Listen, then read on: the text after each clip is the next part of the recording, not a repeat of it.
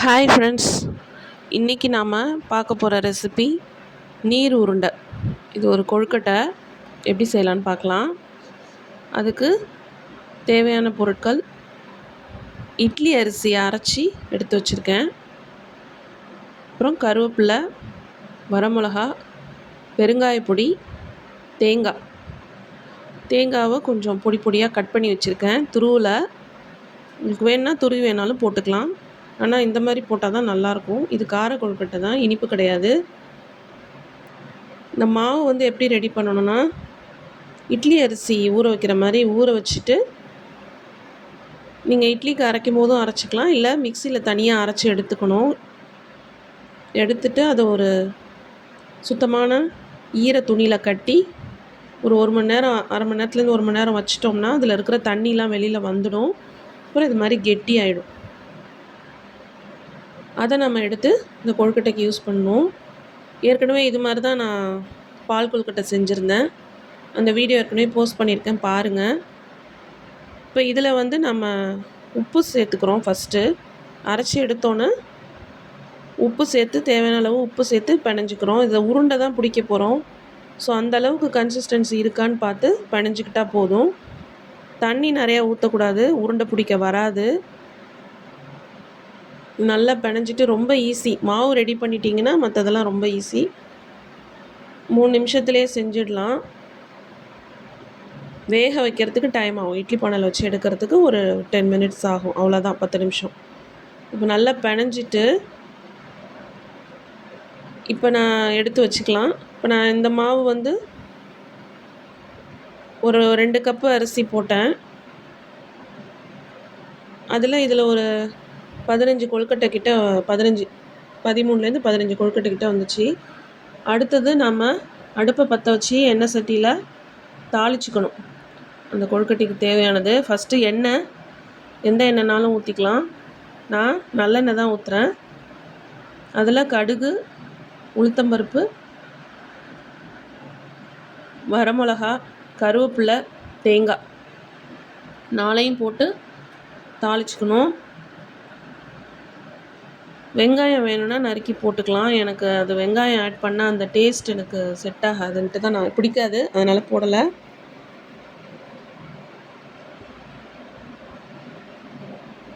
கடுகு, உளுத்தம்பருப்பு பொரிஞ்சதுக்கப்புறம் கருவேப்பிலை போட்டுட்டு வரமிளகா ஆட் பண்ணிடலாம். காரம் உங்களுக்கு எப்படி வேணுமோ அது மாதிரி போட்டுக்கோங்க. அதை கொஞ்சம் கட் பண்ணி போடணும். நான் முழுசாக போட்டுட்டேன், மாவு பிணையும் போது கட் பண்ணிக்கிட்டேன் நான். அடுத்து பெருங்காய பொடி போட்டாச்சு. இதில் உப்பு சேர்க்கணுன்னு அவசியம் இல்லை, ஏன்னா ஏற்கனவே சேர்த்து பிணைஞ்சிட்டோம். நீங்கள் அதில் சேர்க்கலைன்னா, மாவில் உப்பு சேர்க்கலைன்னா இப்போ தனியாக இதில் சேர்த்து பிணைஞ்சிக்கலாம். உப்பு போட்டு வறுத்துக்கலாம். நல்லா பொரிஞ்சு வறுபட்டதுக்கப்புறம் தேங்காவை ஆட் பண்ணிடலாம். தேங்காய் கொஞ்சம் ஓரளவு பெருசாக நறுக்குனா தான் நம்ம சாப்பிடும்போது நல்லாயிருக்கும். துருவி போட்டால் அந்தளவுக்கு டேஸ்ட் இருக்காது, இது மாதிரி போட்டால் தான் நல்லாயிருக்கும். இது கொஞ்சம் வறுத்துக்கணும்.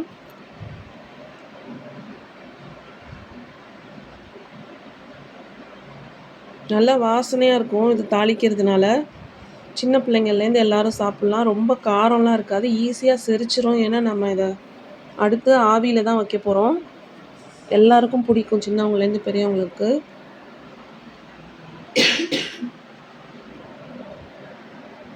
வறுத்துட்டு அடுத்து நம்ம உப்பில் போட்டு பிணைஞ்சி வச்சுருக்க மாவை தான் சேர்க்க போகிறோம். டேரெக்டாக இதிலே சேர்த்துடலாம், இல்லைன்னா அந்த மாவில் எடுத்து இதை கொட்டிடலாம். எப்படினாலும் பண்ணிக்கலாம், நம்ம விருப்பம்தான். நான் இதிலே எடுத்து மாவை போட்டுக்கிறேன். சூடாலாம் இருக்காது, ஓரளவு ஆறிடும். மாவு சேர்க்கவும் நமக்கு அந்த வறுத்த பொருளோட சூடு ஆறி போயிடும். அப்புறம் கையால் பிணைஞ்சிக்க வேண்டிதான். நல்லா மிக்ஸ் பண்ணி விட்டுட்டு நம்ம உருண்டை பிடிக்கணும். மாவெல்லாம் எடுத்து போட்டுட்டு அதை ஒரு மிக்ஸ் பண்ணிக்கணும். ஒரு கிண்டி விட்டுட்டோம்னா எல்லாம் நல்லா சேர்ந்துடும்.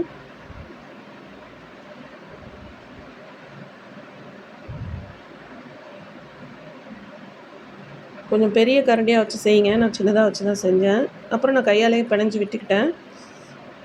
இது மாதிரி தான் உருண்டை பிடிக்க ரொம்ப ஈஸியாக வரும் நமக்கு. கையாலே பிடிச்சிடலாம். நம்ம சைஸு ஓரளவுக்கு மீடியம் சைஸ்க்கு பிடிச்சிக்கலாம்.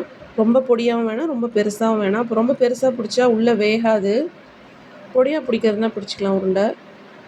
நான் ஓரளவு மீடியம் சைஸ் தான் பிடிக்கிறேன். இதுதான் நீர் உருண்டைன்னு சொல்லுவாங்க. நாங்கள் அப்படி தான் சொல்லுவோம். நீங்களாம் என்ன பேர் வச்சுருக்கீங்க? நீங்கள் இது மாதிரிலாம் செஞ்சு சாப்பிட்ருக்கீங்களான்னு சொல்லுங்கள் கமெண்ட்டில். இட்லி மாவு அரைச்சோம்னா இல்லை அரிசியை ஊற வச்சோம்னா இந்த கொழுக்கட்டையும் பால் கொழுக்கட்டையும் சேர்த்தே செஞ்சிடலாம். ஸ்வீட்டும் காரமும் மாதிரி. நல்லா ஃபுல்லாக உருண்டை பிடிச்சிட்டு சைட்லேயே நான் இட்லி பானை வச்சுருக்கேன் அடுப்பில். வெந்நீர் தண்ணி சுட வச்சு மேலே தட்டு வச்சுருக்கேன் துணியோட. அதில் நம்ம பாயில் பண்ணி ஸ்டீம் பண்ணி எடுத்துக்கலாம். ஆவியில் வச்சு எடுத்துக்கலாம். எப்படியும் ஒரு 10 நிமிஷம் ஆகும். 7லேருந்து 10 நிமிஷம் ஆகும். வெந்துருச்சுன்னா கலர் மாறிடும், பளபளன்னு ஆயிடும் மேலே. இப்போ இந்த மாதிரி நல்லா பளிச்சுன்னு வெள்ளையாக இருக்கிற கொழுக்கட்டை கலர் அப்படியே மாறிடும். இப்போ இட்லி பானை தண்ணி சூடு ஏறிடுச்சு. இப்போ நம்ம அடுத்து கொழுக்கட்டை எடுத்து வச்சுக்கலாம். நல்லா ஒட்டாமல் அழகாக வரும். நல்லா வெந்துருச்சுன்னா செரிச்சிரும் கூட. நம்ம பெருங்காயம் சேர்க்குறோம், ரொம்ப ஹெவியாக இருக்காது. சுகர் இருக்கிறவங்க நிறையா எடுத்துக்க வேண்டாம், ஏன்னா நம்ம இதில் அரிசி தான் சேர்க்குறோம். ஆசைக்கு ஒன்று சாப்பிட்டுக்கோங்க, நிறையா சாப்பிடாதீங்க. வயிறு புண்ணு இருக்கிறவங்களாம் தாராளமாக சாப்பிட்லாம், ஒன்றும் பண்ணாது. கேஸ்ட்ரைட்டிஸ் இருக்கிறவங்களாம். ஏன்னா தேங்காய் போட்டிருக்கோம், அதோட அரிசியை நம்ம வேக வச்சு தான் செய்கிறோம், அதனால செரிச்சிரும், பிரச்சனை இருக்காது. நான் ஒரு 8 நிமிஷம் வேக வச்சேன். பாருங்கள் வெந்துருச்சு. அந்த கலரும் மாறிடுச்சு. நம்ம போட்ட கருவேப்பிலை கலர்லாம் மாறிட்டு இப்போ கட் பண்ணி காமிக்கிறோம் ஒரு ஸ்பூனில். ஒரே மாதிரி இருக்கணும் உள்பக்கம், இப்போ தான் வெந்துட்டதா அர்த்தம். வேகலைன்னா அப்படியே மாவாக இருக்கும். இப்போ பாருங்கள் உள்ளே ஒரே மாதிரி கலராக இருக்குது. இப்போ கொழுக்கட்டை ரெடி ஆகிடுச்சு. நீர் உருண்டை ஈவினிங் டைமுக்கு நல்ல ஸ்நாக்ஸு, மார்னிங் கூட சாப்பிட்லாம். குட்டி பசங்களுக்குலாம் ரொம்ப பிடிக்கும். எங்கள் பசங்க வாசலில் விளையாண்டுட்டு இருந்தாங்க சைக்கிள் ஓட்டிகிட்டு. அவங்களுக்கு பொழுதுபோக்கே இது தான். இது எங்கள் வீட்டில் உள்ள வாழை மரம். நிறைய வாழை மரம் இருக்குது. நிறையா எல்லாத்துலேயும் வாழைத்தார் விட்டுருக்கு. இது ஒரு வித்தியாசமாக இருந்துச்சு எனக்கு. எங்கள் வீட்டு வாழைத்தாரில் குருவி கூடு கட்டி அதில் முட்டை போட்டிருந்துச்சு. அதை அவங்களுக்கு காமிக்கணும்னு தோணுச்சு, அதனால் வீடியோ எடுத்தேன். பாருங்கள் 3 முட்டை போட்டிருக்கு. அது அழகாக எவ்வளோ அழகாக கூடு கட்டிட்டு பாருங்களேன். அந்த நார் மாதிரி இருக்கிற குச்சியை வச்சு அழகாக கூடு கட்டி அதுக்குள்ளே 3 முட்டை வச்சுருக்கு. அதுவும் வாழைத்தாரில். மறக்காமல் சப்ஸ்கிரைப் பண்ணுங்கள், கமெண்ட் பண்ணுங்கள், ஷேர் பண்ணுங்கள். தேங்க்யூ.